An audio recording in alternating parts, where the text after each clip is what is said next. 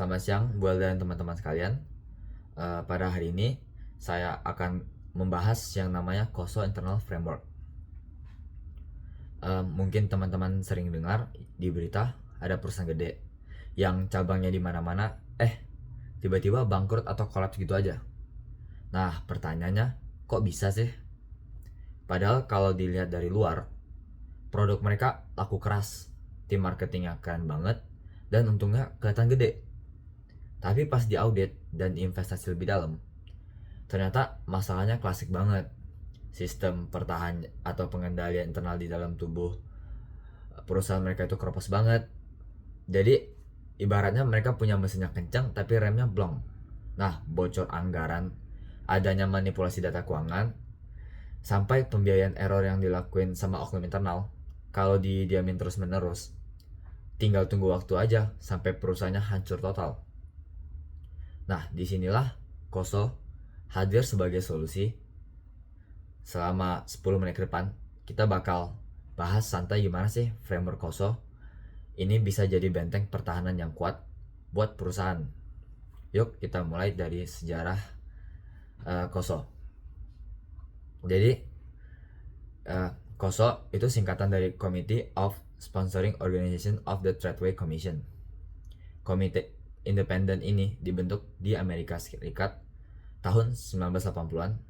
Latar belakangnya gara-gara waktu itu lagi marak banget skandal manipulasi laporan keuangan yang bikin banyak investor rugi bandar. Akhirnya 5 asosiasi profesional keuangan terbesar di sana mutusin buat nongkrong bareng dan ngerumusin satu panduan kontrol yang universal. Tapi ada satu hal yang perlu kita lurusin bareng-bareng. Sebagai anak sistem informasi, banyak orang di luar sana yang mikir kalau pengendalian internal itu cuma soal tumpukan buku SOP yang tebal, lembar checklist hariannya ngebosanin, atau aturan ribet yang dibikin tim audit buat nyusahin karyawan.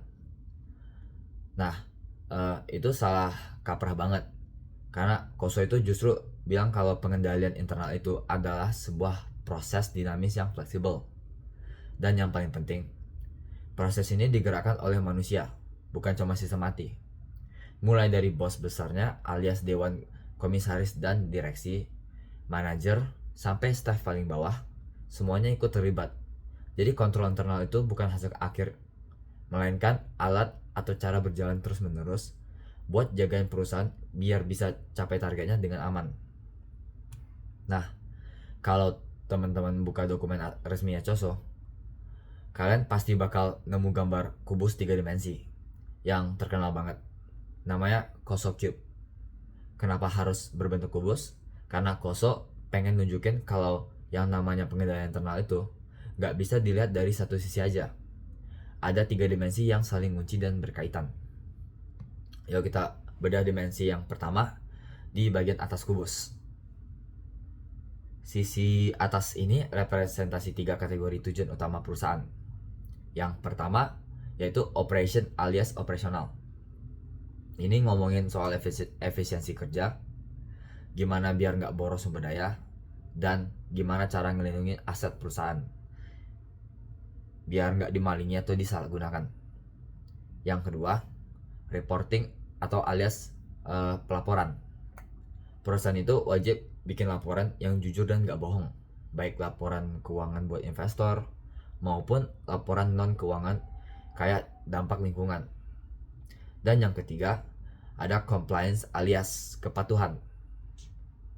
Nah, kalau di Indonesia ini artinya mastiin semua operasional bisnis kita nggak melanggar hukum, kayak aturan dari OJK, Bank Indonesia, atau UU Perseroan Terbatas.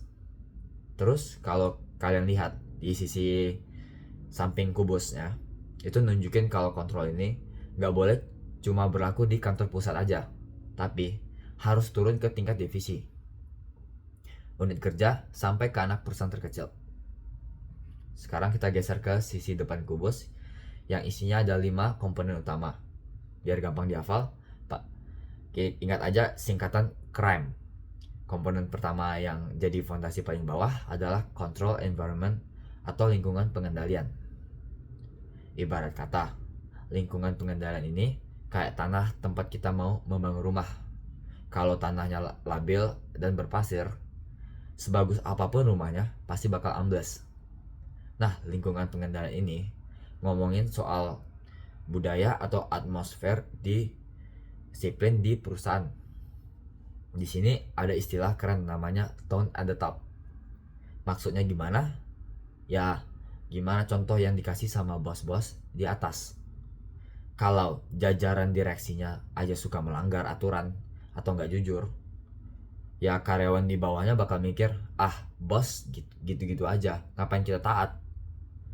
Makanya lingkungan pengendalian yang kuat itu harus dimulai dari pimpinan yang punya integritas, punya kode etik tertulis yang tegas, struktur organisasi yang jelas biar nggak rebutan wewenang, dan komitmen buat nyari karyawan yang beneran kompeten.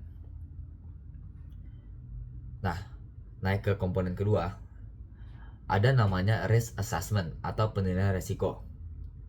Kita tahu ya, perusahaan itu nggak hidup di tempat sepi yang aman-aman aja.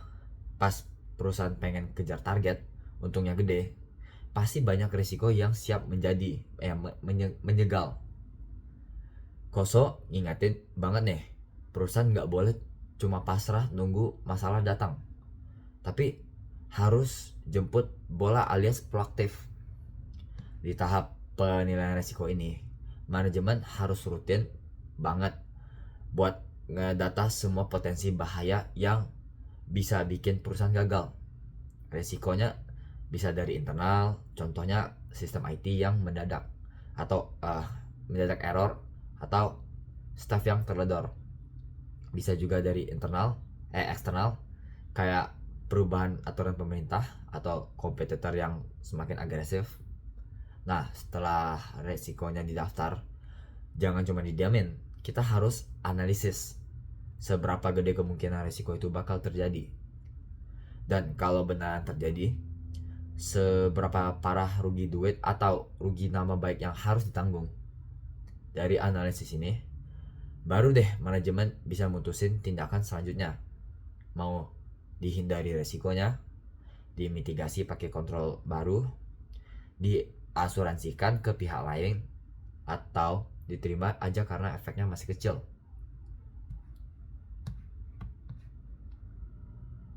Lanjut ke komponen ketiga, namanya control activities alias aktivitas pengendalian. Kalau penilaian risiko tadi baru rencana di atas kertas, nah aktivitas pengendalian ini adalah aksi nyatanya di lapangan. Ini berupa kebijakan atau prosedur konkret yang diperintahin sama atasan biar mitigasi risiko semakin benaran jalan. Contoh paling gampang yang sering keluar biasa di soal ujian adalah segregation of duties atau pemisahan tugas. Divisi keuangan, ya staff yang tugasnya nge-approve transaksi, staff yang pegang duit kas fisik, sama staff yang nyatet pembukaan di komputer, itu harus 3 orang yang berbeda. Nggak boleh diborong sama 1 orang. Kenapa? Ya biar nggak pada celah buat korupsi atau main mata. Contoh aktivitas kontrol lainnya bisa berupa password komputer yang diganti berkala, otorisasi berlapis buat pengeluaran duit gede, atau pasang CCTV dan kartu akses di gudang biar nggak hilang. Biar semua aktivitas pengendalian ini nggak jalan meraba-raba di dalam kegelapan, kita butuh komponen keempat, yaitu information and communication. Informasi yang benar, akurat, dan paling update harus bisa ditangkap sama sistem perusahaan dan langsung dikomunikasikan ke orang yang tepat dalam waktu yang cepat. Alur komunikasi di KOSO ini wajib 2 arah ya, dari atas ke bawah instruksinya kerja atau sosialisasi aturan baru dari direksi ke karyawan. Sebaliknya dari bawah ke atas juga harus lancar.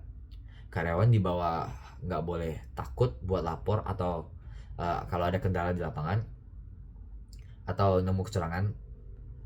Makanya perusahaan perlu bikin yang namanya whistleblowing system alias kanal pengaduan rahasia, biar kalau ada masalah bisa langsung ketahuan sebelum perusahaannya rugi gede. Terakhir, komponen kelima yang ada di puncak kubus Koso adalah monitoring activities alias pemantauan. Teman-teman, sistem kontrol itu bukan kayak mesin dinding yang kalau boleh dipasang baterai bakal jalan terus selamanya tanpa diurus. Manusia itu bisa bosan atau lalai, teknologi bisa jadul, dan cara orang berbuat curang itu makin hari makin pintar. Makanya seluruh sistem ini harus diawasin terus menerus. Pemantauan Koso ada dua cara. Pertama, ongoing evaluations, yaitu pengawasan harian emang udah melekat pas manajer lagi mantau kerjaan bawahnya. Kedua, separate evaluation, yaitu audit berkala yang sifat independen. Nah, ini di sini di sini tugas utamanya divisi internal audit. Orang-orang internal audit bakal masuk ke divisi buat ngecek langsung apakah 5 komponen Koso ini beneran jalan di lapangan atau cuman formalitas kertas doang. Kalau audit nemu ada celah yang bahaya, mereka wajib langsung lapor ke direktur utama atau komite audit biar bisa langsung ditambah celah keamanannya. Kesimpulannya buat video bagian pertama ini, Koso itu ngasih kita peta jalan yang lengkap buat jagain perusahaan dari resiko fraud dan masalah operasional secara makro koperasi. Punya kontrol internal yang yang kuat itu bukan beban biaya, tapi investasi biar perusahaan bisa panjang umur dan dipercaya sama masyarakat. Nah, mungkin itu sekian yang bisa saya presentasikan dari Koso ini. Sekian, terima kasih Ibu Elda dan teman-teman sekalian.